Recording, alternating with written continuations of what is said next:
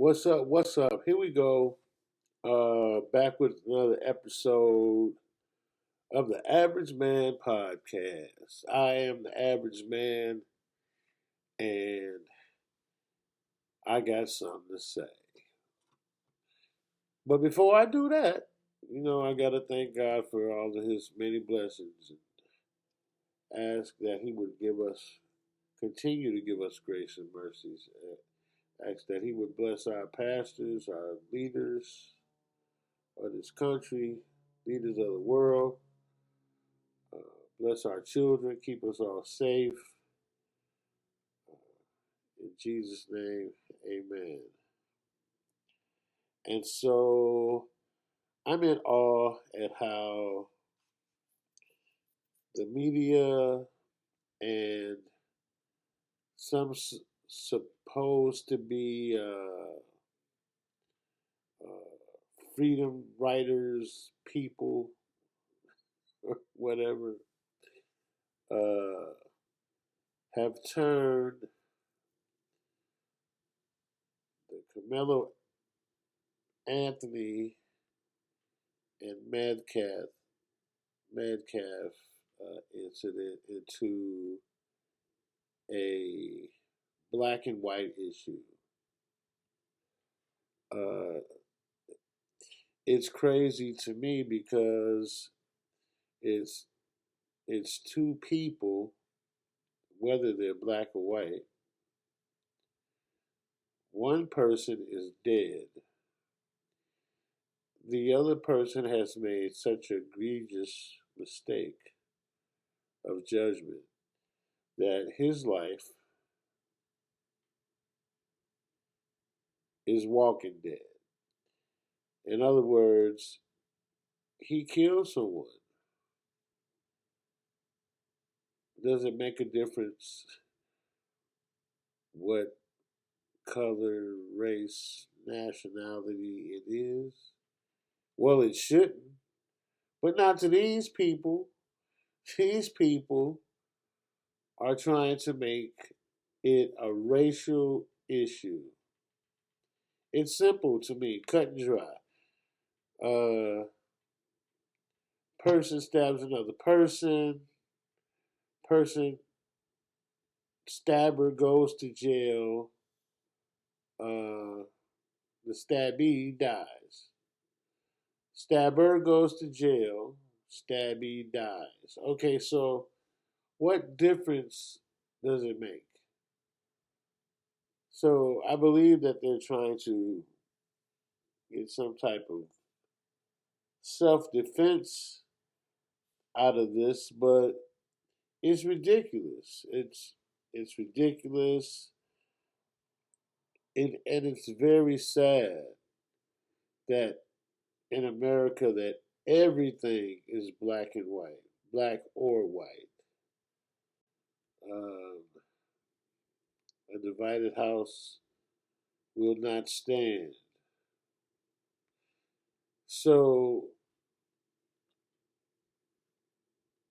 here's the father of the victim, and I call him the victim because his son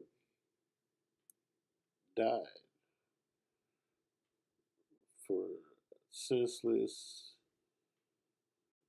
act of stupidity. Period. Stupidity. This kid had an option. He could have walked away. He could have done a lot of things besides stab a kid in the heart. I'll tell you that. So I want you to hear what the father has to say in this situation. Here is uh, from the DC Shorts. Uh, Here's what he has to say from the Daily Caller. Teenager Austin Metcalf showed up to a press conference by Carmelo Anthony's family.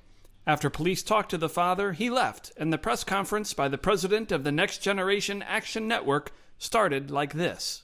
what we seen at the beginning of this press conference, the father being at this press conference. Now, I gotta say this. I gotta say this. This guy right here is similar to an ambulance chaser, right? Um, he has mugshots of such egregious charges, and he is in support of supporting a Justice League. And what is wrong with Carmelo's family to even have this guy representing them instead of a lawyer? On that note, the lawyer, the first lawyer that had the case, dropped the case. Um, and that, so yeah, but let's finish listening to this guy. These are my words. Don't quote anybody. Is a disrespect to the dignity of his son. And all I'm going to say, so it don't be asked later, is that was disrespectful and just shows you all the character who is not invited. He knows that it's inappropriate to be near this family. Now, in case you guys that are watching don't know, um, the guy that came to the press conference is the father of the guy who got killed. Now, but we got to go further. I'm not going to stop it no more until I get ready for my other point. But he did it. And so I say to people, actions speak louder than words. Okay? Black people in America, while the current occupant sits at 1600 Pennsylvania. Now here is a shot that this camera guy has taken of a mother and a father who are seeming to deal with this thing, and I'm believing that this Justice League guy making these people the victim when their son killed someone is the wrong way to be handling this. I believe that they should be handling it like, yo, bro, you killed somebody, now you got to figure out what we got to do from here. You know, because someone should be telling this young man, yo, bro, when they asked you to leave, bro, why you just didn't leave? You know what I'm saying? What was you thinking? What were you thinking? You know, it's not like you could have just, okay, bro, my bad, I'm up, and just go to another area. You know what I mean? But see, that's the thing with some of these young men out here. They're so angry for some reason, and they have to have, I don't know what it is. Do they have to have cool points or clout or whatever they want to call it? It's like, you know, bro, sometimes you just got to be humble enough, man, to just move around to avoid conflict. Now, this whole thing didn't take long. It didn't take long to happen. Like minutes, like a couple of 2, 3, 4 minutes or so. You know what I'm saying? Now, if you look at it like that, just think that's how long it took for him to get in this trouble. 2 or 3 minutes. 2 or 3 minutes. You know, I mean, people who are watching this, and if you're watching this and you somewhat getting something out of this, like and subscribe, please. I need subscribers. I need subscribers. I need subscribers. And so please like and subscribe. But the thing is sometimes, I used to hear my dad tell me, hey, 5 minutes of pleasure can cause you a lifetime of pain. You know. Now he was referring to the sexual reproduction thing. You know what I'm saying? Uh, in in the form of be careful who you are messing around with because you'll be stuck with this lady and this child for the rest of your life. So make sure that you're doing the right thing. So if you're, well, that's what my father was teaching me. Okay. Now someone needs to be teaching this young man, well, should have been teaching this young man that, hey, bro, you don't got to be tough about everything. You know what I'm saying? Everything is not a race riot. You know, so let's. I just wanted y'all to see this. There, you know, I really want to know what she's thinking as a mother. Like, is have they made up in their minds that they're victims and that their son is being railroaded after taking someone's life? You know, Black people in America don't have to pull the race card.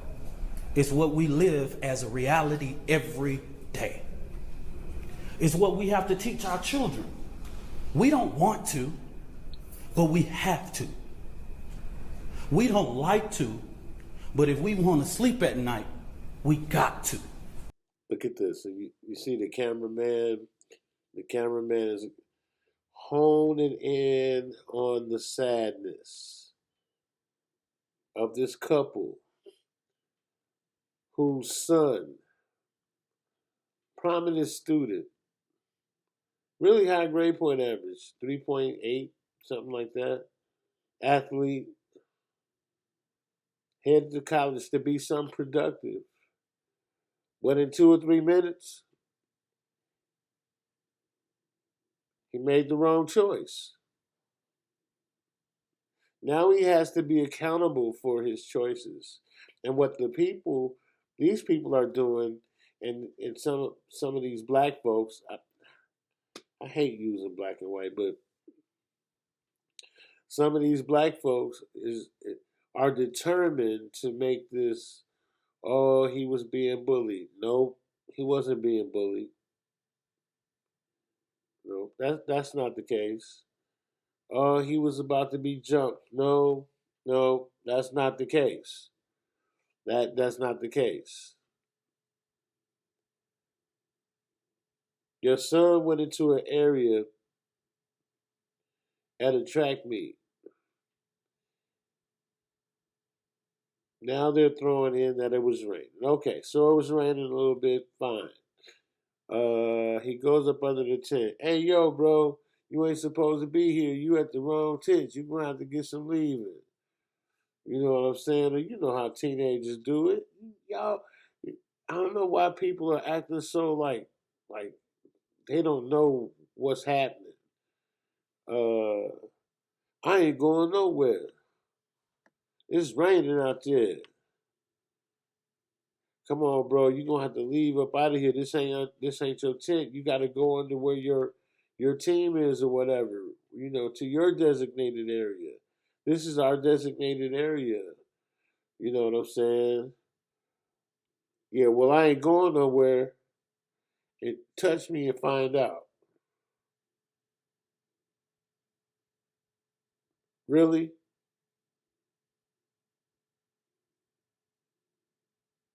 Not yo, bro. I know I ain't supposed to be here, man. You know what I'm saying? But it's raining a little bit, man. Just let me hang out right here a little bit, bro. And I promise, man, I won't cause no trouble or nothing, right? I'll just hang out. Oh, cool, bro. No problem.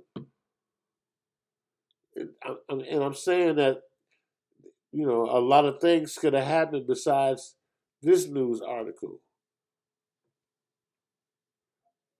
Boy kills boy. News at 11.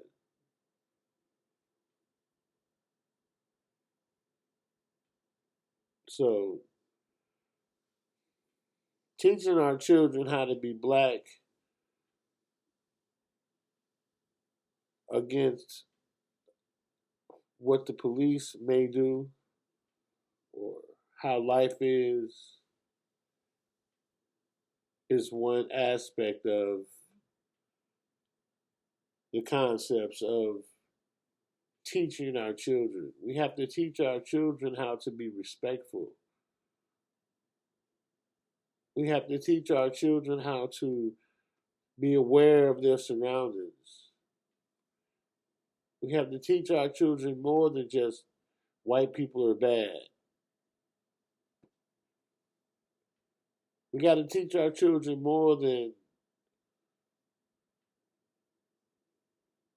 the wrong stuff, man. I don't even know no words to say it, but I'm just tired of this part of it. Like, they've made this whole thing black and white when it's not, and then they take captions of these people, right, who I'm sure have probably put their all into raising their son. I mean, he had, he's a high grade point average kid on his way somewhere. You know what I'm saying? Now, so I know that they had hopes and dreams for him, and I'm sure that they've taught him the right thing. Carmelo just made the wrong choice. I ain't pulling no race card. I live it. I'm reminded all the time that I'm a black man in America. Okay, that's enough of that. The race card crap. That's what he pushing, right? But I want to go here and have a listen to hours here. uh,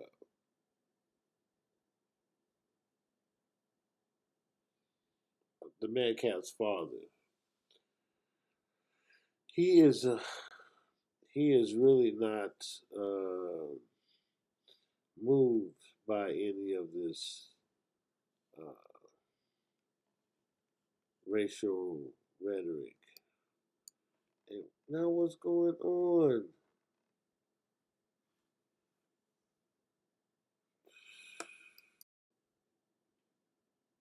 He is not with the racial rhetoric and all of this stuff. As a matter of fact, he's been a forgiving uh, man in this incident. So I'm gonna let you listen to what he has to say. Everyone else has said a lot about him too, about how great of a kid he was. In your eyes, though, just as a father, who was he to you? My boys are the biggest blessing in my life. God provided them to me. God's going to get me through this. I had a dream last night, and Austin came to me and said, "I'm okay." See, this man here it seems that he's very much deep in his faith. And we all who are believers, we know that faith is everything. Like, you have to have faith in certain times of trial, and even then, you sometimes your faith can be shaky. But if you arm yourself with the armor of God, it can prepare you. It can heal you. It can bring you through. And this is what I'm saying. Here's a man that lost his son for something as frivolous as touch me and find out. It's ridiculous. And they want to be the victim. That's just.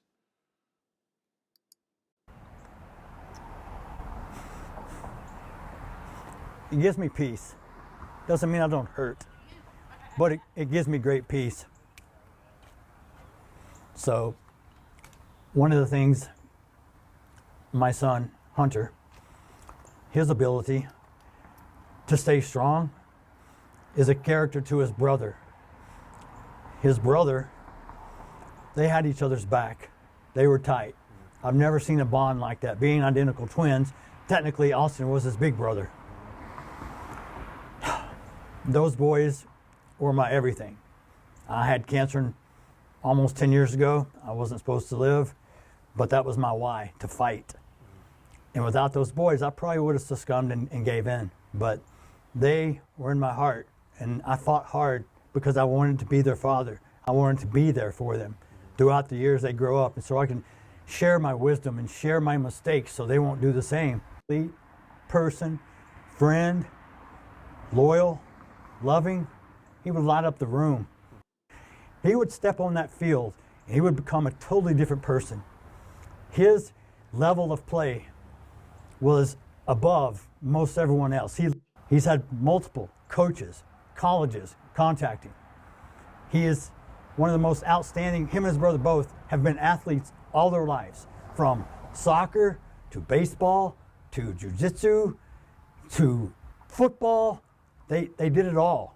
Everyone has your talent, but you have to make sure you take that talent and harness it in the right way. To his brother, his love for all his friends and family, all the time. Anyone who knows me knows how much my kids meant to me. They were my entire world. Now see, the guy was talking about what's inappropriate. Inappropriate. Are you kidding me? What's inappropriate? Now here's a man that is willing to bury the hatchet, forgive, has lost his son, and you claim him to be somebody that's disrespectful? Are you crazy? Those people, that network, whatever they call it, legal network, whatever, freedom fighter network, or whatever it is ridiculous. But anyways. Always have Austin. I know that the last day has just been gut-wrenching for you and your family. You've spoken, obviously, to a couple of other outlets. I know Hunter's leaving. Do you need to say goodbye? Or? No, I told him we're good. Okay. We haven't really had a chance to talk to you about this. You had mentioned a few times that you had forgiven the suspect for what That's correct. He did. I do. But we just informed you about these documents. And that doesn't change anything. Okay. This has to do with me and God. God teaches us in the Bible. He talks about forgiveness. He also talks about revenge. Not for me to seek. God will take care of it. Karma, I believe in it. It's very unfortunate that this other child decided to make a bad choice that's going to affect him for the rest of his life. I have compassion for every human being. This is not, I want to make this very clear. This is not a race issue. This is not a black and white issue. I don't want someone stepping up on a soapbox trying to politicize this. I don't appreciate some of the remarks I've seen online that people say there was this fight and they don't know. They weren't there. I know the truth. So, unless you were there, unless you saw it, don't spread gossip. Just to ask you this one question, like I had mentioned, the self-defense argument made by the suspect, what's your reaction to that if that's used in court or used? You know, as a defense attorney, they're going to try every avenue. That's their job. The truth will come out. There were too many people that were there that saw what happened. My own son told me what happened. There was never a punch even thrown. So I don't care. There was never a phone broken. We've never had contact with this individual ever. So unless you were there, I don't appreciate all the gossip and all the mistruths that people are speaking at this moment. Is that shocking to hear or read, or at least hear from me, say that that's what he told police after that moment? No, what do you expect? If you're caught, the best thing you're going to do is try to lie your way out of it. Now, I'm not saying he's a liar, but the truth and the facts, justice will prevail. And that's all I got to say about that. Um, you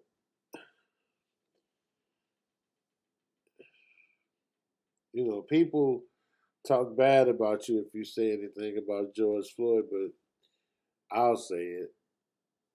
The real reason George Floyd was even in the news is not because of who George Floyd was, but because of the wrong procedures used by the Minneapolis Police Department. You know, George Floyd wasn't no saint or nothing like that. You he be the face of a movement in the time of police brutality. Yeah, yeah, yeah. Did Officer, what's his name? Officer Chauvin make the wrong choice and decisions? Did the rest of the police standing there allow him to make the wrong choice and decisions? When the crowd was saying, hey, you got him handcuffed, like that was the whole point of that. You know what I'm saying? When police brutality has been a issue in the United States forever. And even after Rodney King, police were still brutalizing and terrorizing folks in the in the lower income areas, the hoods, the ghettos of the United States. The lady up here, tase, tase, tase, and shot that kid. But even in that, why did he try to drive off? You know what I'm saying? Like, why? On the other side, if he was driving off, he was no longer a threat. What you feel like you had to shoot him for? How come you don't know the difference between your gun and a taser? And you're out there training.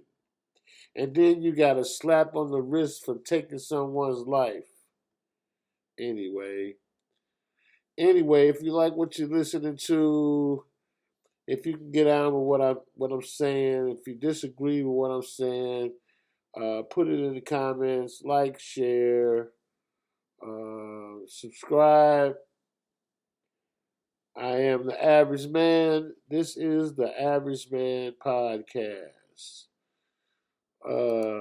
Up next, I got my girl. That's my girl, Candace Owens. That's my girl.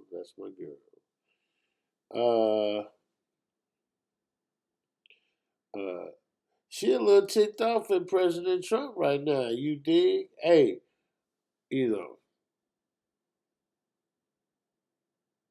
I get it. And you know what I'm saying. And she has that right to be ticked off at Trump. And personally, the average man, I don't agree with it either. I'm with you. Candace. I'm with you 100%. You know. But this shows how it should be. Like, no one is perfect. So, in that case, no one being perfect, that means you're not going to agree with everything someone does. You don't agree with everything your mother does or your father does. You don't agree with everything your instructor tells you, your coach tells you. You don't agree with everything. You don't agree with the pastor says. Hey, the point of it all is you have a choice. We all have free will. We all have choice. We have choice. Now, if you don't rock with what the person's saying, before you kick it all out to the garbage, go and research it for yourself. Now you can find out for yourself what's going on. Well, in this case, she is not liking the the stance on uh, Trump and the schools, colleges. So I'm gonna, I think I'm gonna play a little bit of it. I never thought that I would see a day where I would be rooting for a university above Donald J. Trump and his administration. But I don't recognize his administration right now. I don't recognize what's happening. I have a theory. I do. We were kicking around some theories earlier, me and the team, and we were going, how could Trump be such a free speech enthusiast and being allowing these things to happen, going after college universities, trying to suppress speech while pretending that you're not suppressing speech, while pretending that you're fighting DEI. It's so messy. It's so obvious. Everyone knows what you're doing. People who are still trying to grift, I suppose, are not willing to challenge you on this, which is ridiculous, because when you are out of office, we are going to have to live with these consequences. Our children are going to have to grow up in this America. Okay. So when you threaten our speech, it's not worth it so that we can have pom-poms and go hurrah for a couple of years, then go, okay, well, yeah, now it kind of stinks because, we're getting arrested for wrongthink. We got David Friedman. Yeah, arrest him. Arrest Tucker Carlson and Candace Owens. Get them. I love it. Everyone can see what's happening left and right. Harvard received notice that they had to comply with the Trump administration's demands, okay, and essentially telling them how they would have to change things on campus. And they're, again, the administration is trying to paint this as they're coming and fight. On Monday, Harvard became the first university to openly defy the Trump administration as it demanded sweeping changes to limit activism on campus, and as a threat not only to the Ivy League school, but to the autonomy that the Supreme Court has long granted American universities. So, this is what I got to say. Protesting is one thing. Protesting is one thing. Spreading hateful rhetoric is something different. To me. Now, that's just my opinion. And so I think what he's saying is we want to cut back on the hateful rhetoric. Speaking against people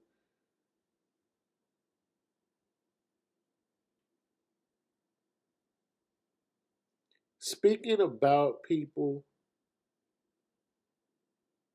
in a way that you don't disagree with, there's something that they're doing. Or if you're not disagreeing, so okay, I guess this is what I'm saying. Let me see if I can get it right. So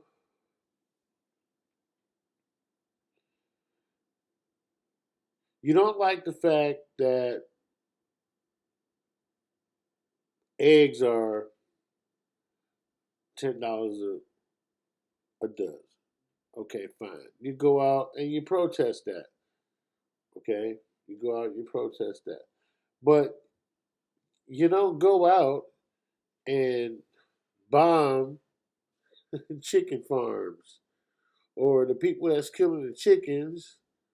You don't like Elon Musk. Okay? You don't burn up his companies and people's cars. You want to protest at school. Okay.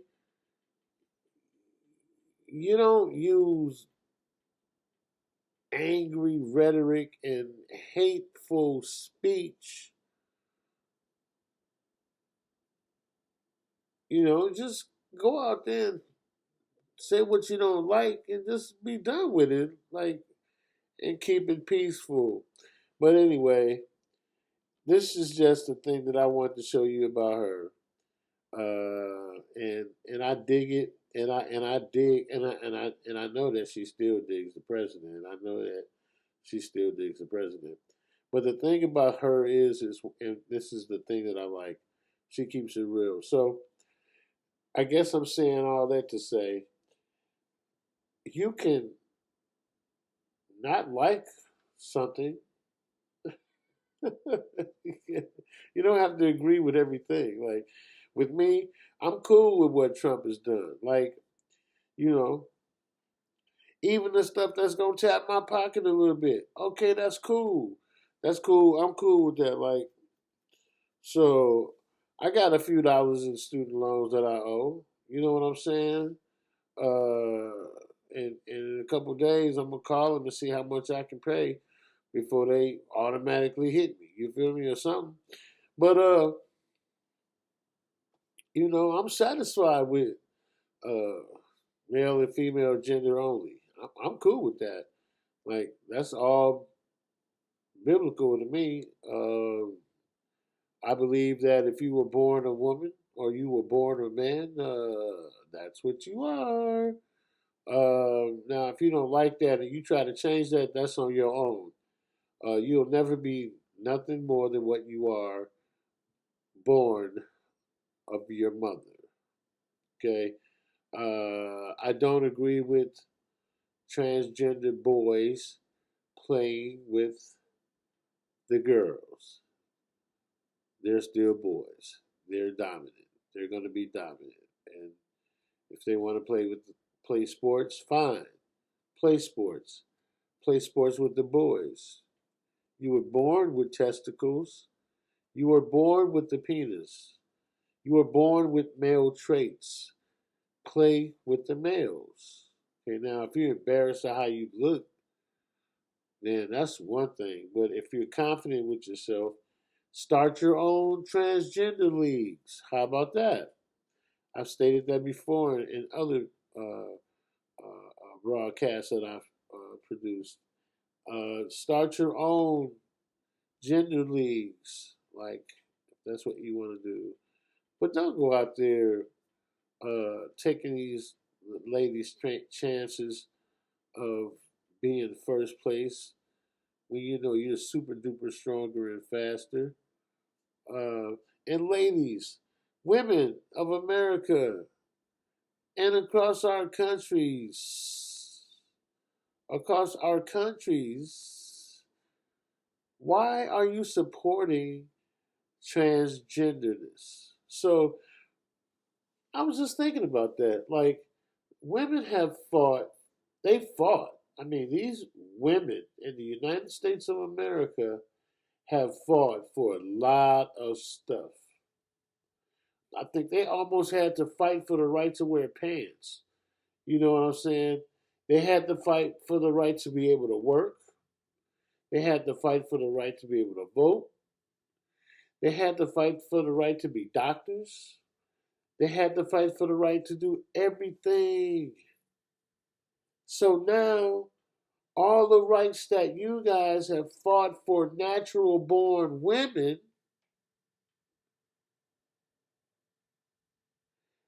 to me, you're saying,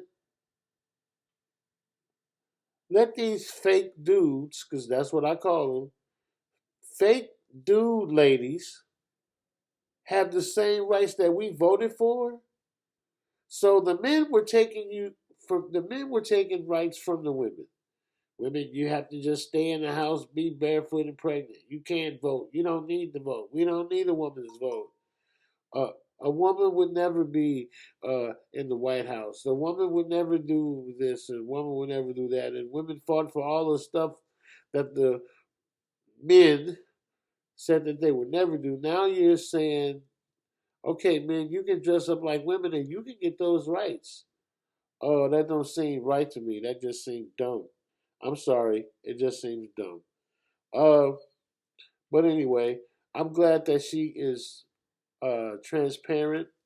Uh, I'm sure that she's still Republican. I'm sure that she has not given up on her views, but I am sure from this piece right here, it lets me know that I am sure that she is not happy with Trump doing this freedom of speech thing. So, Candace, I'm with you.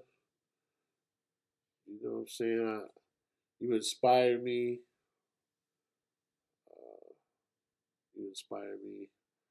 along with Davari and the Cartier family.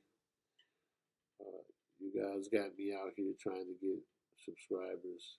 I hope if you watch through your blogs or whatever you want to call it, I don't know what they call that, if you should ever see me or hear me, or while you're just scrolling through, you just see the Average Man podcast and you just click on. I hope I'm giving you a shout out. So, but anyway, uh,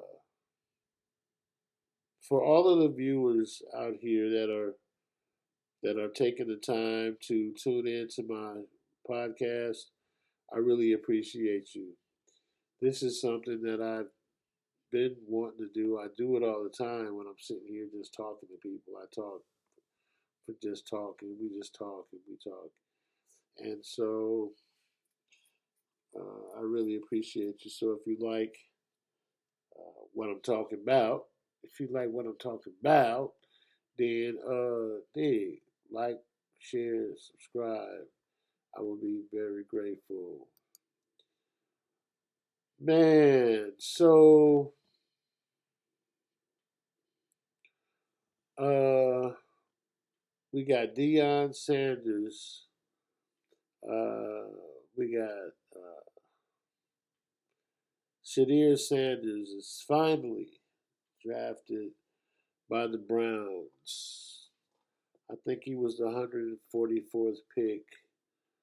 Uh, and I'm I'm I'm not shocked at none of this.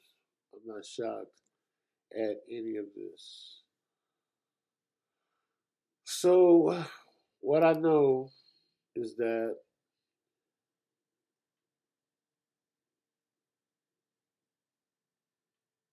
what's for you is for you. God's time is His time.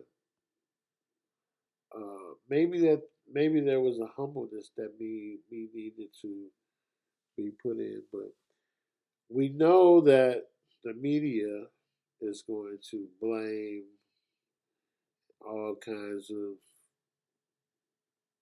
stuff on all kinds of stuff. I'll just leave it like this. I am glad that the young man made it to the NFL. I'm I'm glad and hopeful that he'll stay humble.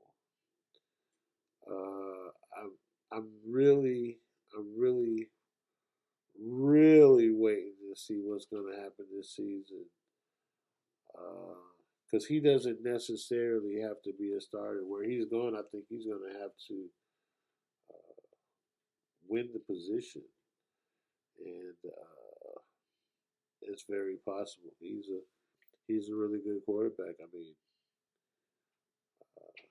I can't wait to see what this football season is gonna hold. It's gonna be really nice. Uh, I watched some of his highlights, and he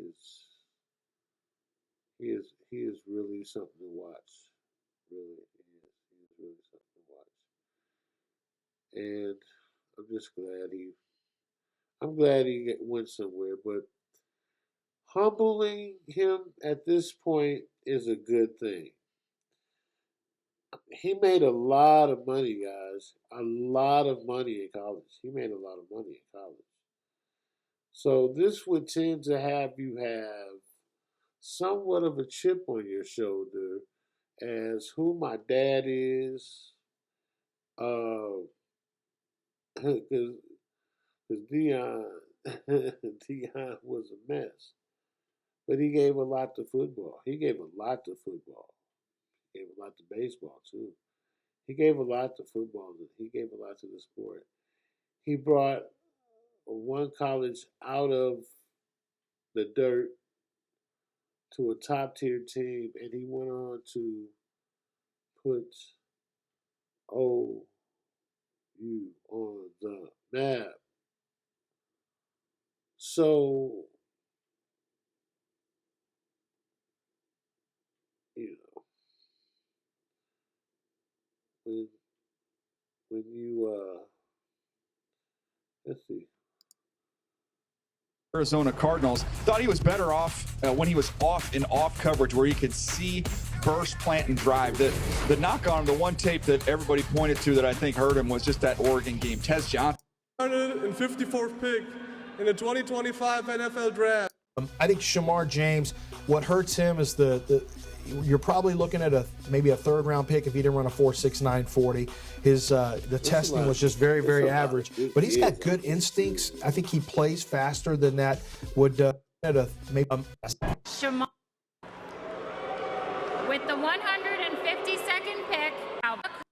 So back when you tab the 4.12 pounds, ran a 4.43, 39-inch vertical, 10-10 broad jump. Those are serious numbers for an explosive back when you tab the 4.43 as well. So you've got traits, you've got production. I can't wait to see. 7 rushing touchdowns. Dude was ranked. DJ Giddens, running back, Kansas State. See you in Berlin. Instincts are there and the playmaking talent is there. So you love PBUs, the pass breakups, because it tells Pick in the 2025 NFL Draft. to make plays on the football. The 151st pick in the 2025. 151st? I'm trying to go back to the 144th. All right, Jaden Blue, running back out of Texas. Shout out to my wife, Longhorn. I can't. Let's see, man. I gotta try to find.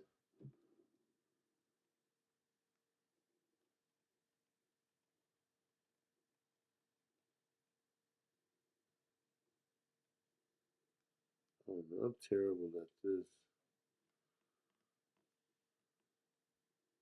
I think it's right here. Yeah.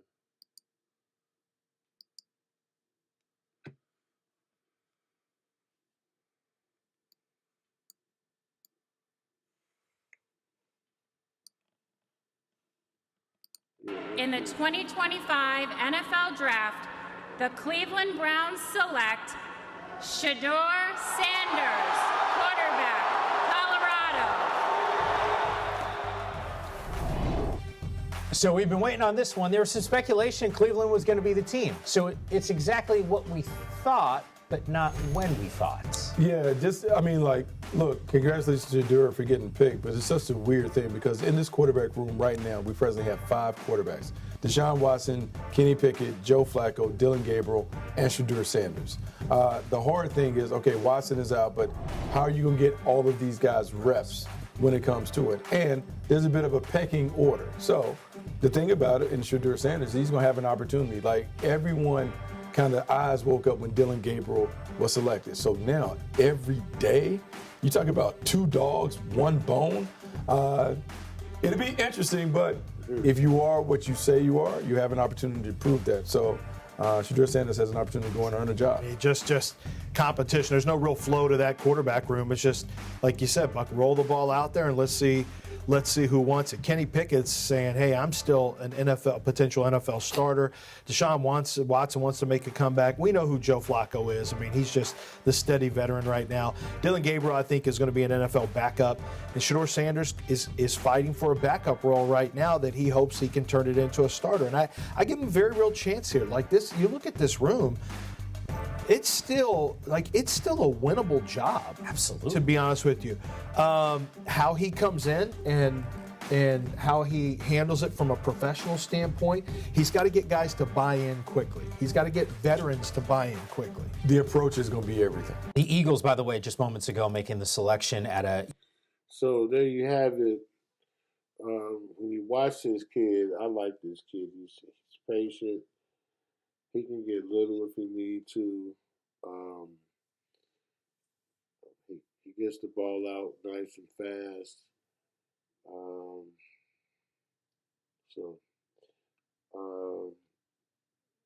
The conversation is why he didn't go in the first round, second round, third round.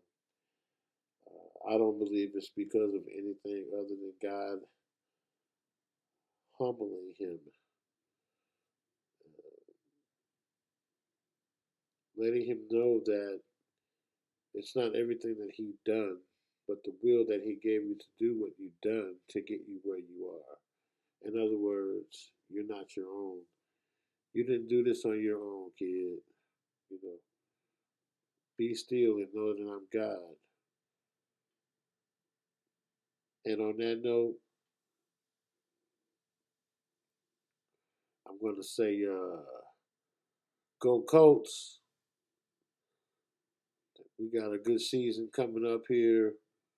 We drafted a really nice tight end, really nice running back, a couple of DNs.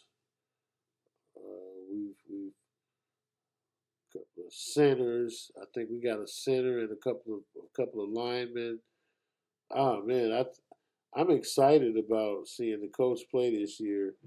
I hope Anthony Richardson just stays healthy and remains humble and continues to shoot for the quest of being a winner out there, man.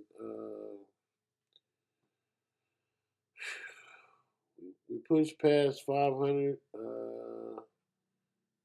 Cool. Tired of pushing past 500. Man, let's go back. Let's go back one more time. Let's go back one more time. Coach Nation, baby. But anyways, I appreciate everybody who tuned in to the Average Man podcast.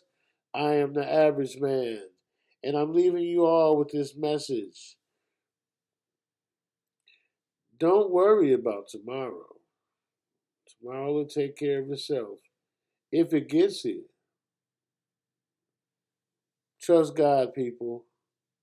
Stay prayed up, people. And keep the faith. The Average Man Podcast. Till next time. Signing out. Peace.